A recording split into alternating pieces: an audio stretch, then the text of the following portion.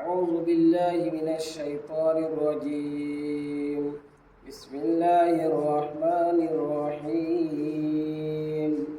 واذكر في الكتاب إدريس إنه كان صديقا نبيا ورفعناه مكانا عليا. میرے محترم بزرگ اور دوستوں، اللہ تبارک و تعالیٰ نے قرآن کریم میں بہت سے مسائل، واقعات، قصص بیان کیے ہیں. خصوصاً انبیاء علیہ السلام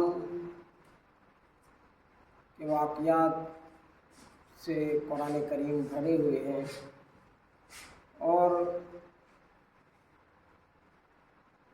کم و بیش 1.25 لاکھ انبیاء علیہ السلام تشریف لائے، لیکن اللہ تبارک و تعالیٰ نے سب انبیاء علیہ السلام کے حالات اور واقعات بیان نہیں کیے. کچھ واقعات بیان کیے ہیں. ہم نے قرآن کریم کے سورہ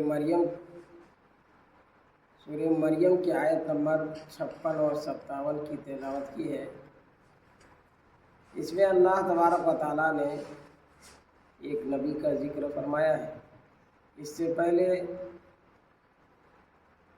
کہ یہ بات ہم سب اس ویڈیو کے اندر جانیں گے کہ کون سے نبی ہیں جس کو اللہ تعالیٰ نے زندہ آسمان میں اٹھا لیا اور پھر جنت میں بھی داخلہ فرما دیا. کون سے نبی؟ آپ ویڈیو کو مکمل سماعت فرمائیں گے تو آپ کو معلوم ہو جائے گا. اللہ تبارک و تعالیٰ نے ارشاد فرمایا، وَاذْكُرْ فِي الْكِتَابِ إِدْرِيسَ إِنَّهُ كَانَ صِدِّيقًا نَبِيًّا، کہ اور کتاب میں حضرت ادریس علیہ السلام کا ذکر کرو کہ وہ بھی سچے نبی تھے. وَرَفَعْنَاهُ مَكَانًا عَلِيًّا، اور ہم نے اس کو بلند مقام عطا کیا، بلندی پر چڑھا دیے، بلندی عطا کی. حدیث پاک میں آتا ہے کہ ایک مرتبہ ایسا ہوا کہ حضرت ادریس علیہ السلام کے زمانے میں اعمال جو اللہ کے پاس پہنچایا جاتا تھا، تو اس وقت کے سب مخلوقات میں سے سب سے زیادہ اللہ تعالیٰ کے نزدیک حضرت ادریس علیہ السلام کے عبادات اور نیکیاں دن بدن بڑھتی جا رہی تھیں. تو ملک الموت کو تعجب ہوا اور اللہ تعالیٰ سے دعا کیا، اجازت طلب کی، اللہ تعالیٰ سے اجازت طلب کی کہ اللہ، یہ کون بندہ ہے جس کی عبادتیں اور نیکیاں دن بدن بڑھتی جا رہی ہیں، اس سے ہم کو ملاقات کروا دیجیے. تو زیارت کرنے کے لیے اجازت مل گئی. ملک الموت آئے اور آ کر کے ادریس علیہ السلام کے پاس جب پہنچے تو حضرت ادریس علیہ السلام ایک دن روزہ رکھتے تھے اور ایک دن افطار کرتے تھے، یعنی روزہ نہیں رکھتے.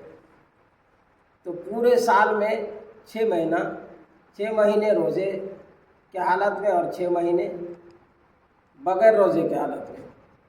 تو حضرت ملک الموت جب حضرت ادریس علیہ السلام کے پاس تشریف لائے اور حضرت ادریس علیہ السلام افطاری کے وقت جب بیٹھ گئے کھانے کے لیے، روزہ کھولنے کے لیے، تو اس وقت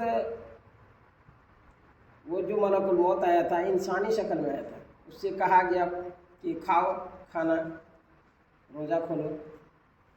تو ادریس علیہ السلام نے جب کہا تو اس نے کھانے سے انکار کر دیا۔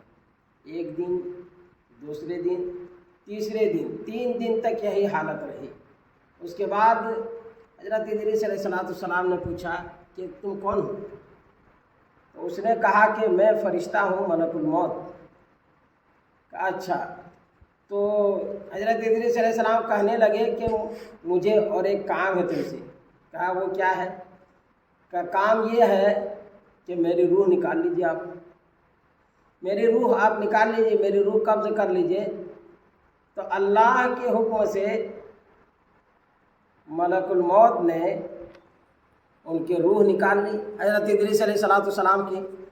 حضرت ادریس علیہ السلام کی روح جب نکال لی گئی تو پھر اللہ کے حکم سے کچھ لمحے کے بعد پھر واپس کر دی گئی، لوٹا دی گئی روح۔ اس کے بعد ملک الموت کہنے لگے کہ تمہاری روح نکالنے سے کیا فائدہ ہے، پھر تو تمہارے پاس روح لوٹا دی گئی۔ ادریس علیہ السلام کہنے لگے کہ مجھے اور ایک کام ہے، وہ یہ ہے کہ مجھے آسمان لے چلیے اور جنت اور جہنم دکھائیے۔ پھر حضرت ادریس علیہ السلام کو اللہ کے حکم سے ملک الموت آسمان لے گئے۔ آسمان جب لے گئے تو جہنم کو دیکھ کر کے اور اس کے اندر جو آگ ہے وہ آگ دیکھ کر کے حضرت ادریس علیہ السلام غشی طاری ہوئے۔ اتنے خطرناک اور اتنا ڈینجر آگ دیکھ کر کے حضرت ادریس علیہ السلام پر غشی طاری ہوئی۔ اس کے بعد پھر حضرت ادریس علیہ السلام نے کہا کہ مجھے جنت لے چلو۔ پھر جنت کا دروازہ کھلوایا گیا اور جنت میں داخل ہو گئے۔ داخل ہونے کے بعد پھر نکلنے کا حکم ہوا کہ نکلو۔ حضرت ادریس علیہ السلام کو کہا گیا کہ نکل جاؤ جنت سے۔ ملک الموت نے نکلنے کے لیے کہا، لیکن حضرت ادریس علیہ السلام جنت کے اندر جو پیڑ پودے ہیں اس پیڑ کے ٹہنی کو پکڑ کر کے قبضہ کر لی اور کہا میں نہیں نکلوں گا۔ اب حضرت ادریس علیہ السلام تو ٹہنی پکڑ لیے، ملک الموت نکلنے کے لیے کہہ رہے ہیں، لیکن ادریس علیہ السلام نکلنے کے نام نہیں لے رہے۔ اب اس بات کے فیصلے کے واسطے اللہ تعالیٰ نے اور ایک فرشتہ بھیج دیا۔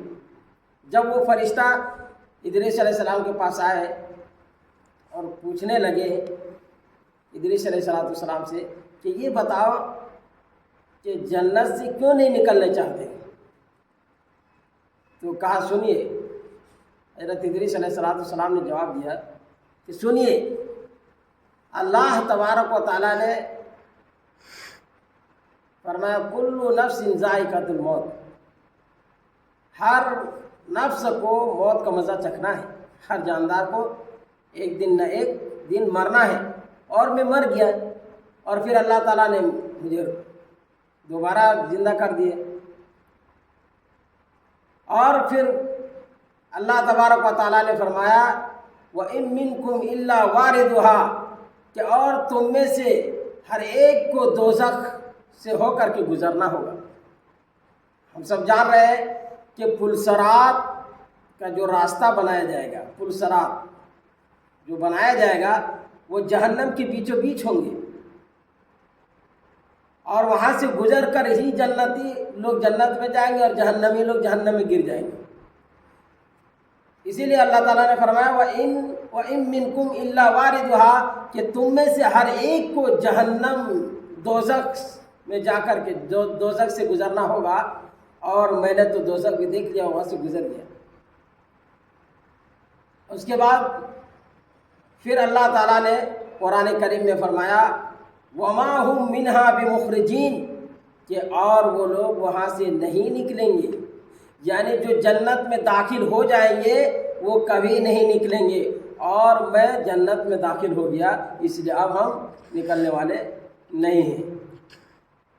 بات یہ ہے کہ یہ بات وما ہم منہا بمخرجین، اللہ تبارک و تعالیٰ نے حضرت ادریس علیہ السلام کے ذہن میں یہ بات ڈال دی، یہ جواب، اور پھر حضرت ادریس علیہ السلام نے فرشتوں کو یہ جواب دے دیا، اور پھر اللہ تعالیٰ نے ادریس علیہ السلام سے کہہ دیا کہ یہ جنتی میں رہیں گے، اور یہ میرے حکم سے جنت میں، میرے اجازت سے جنت میں داخل ہوا، اور میرے ہی اجازت سے جنت میں رہیں گے، اس لیے اسے چھوڑ دو۔ پھر فرشتے ان کو چھوڑ دیے، تو اللہ تبارک و تعالیٰ نے حضرت ادریس علیہ السلام کو جنت میں داخلہ کروا دیے، اور حالانکہ آسمان پر حضرت عیسیٰ علیہ السلام بھی زندہ اٹھائے گئے ہیں، لیکن حضرت عیسیٰ علیہ السلام کو جنت میں داخلہ نہیں کرایا گیا جس طریقے سے، اور اس آیت کا مفہوم اور مطلب یہی ہوا، وَرَفَعْنَاهُ مَكَانًا عَلِيًّا کا مفہوم یہی ہے کہ حضرت ادریس علیہ السلام کو جنت میں اس طرح داخلہ کروا دیا ہے۔ اللہ تعالیٰ سے دعا ہے کہ اللہ تعالیٰ ہم سب کو سمجھنے کی توفیق عطا فرمائے۔ وآخر دعوانا الحمدللہ۔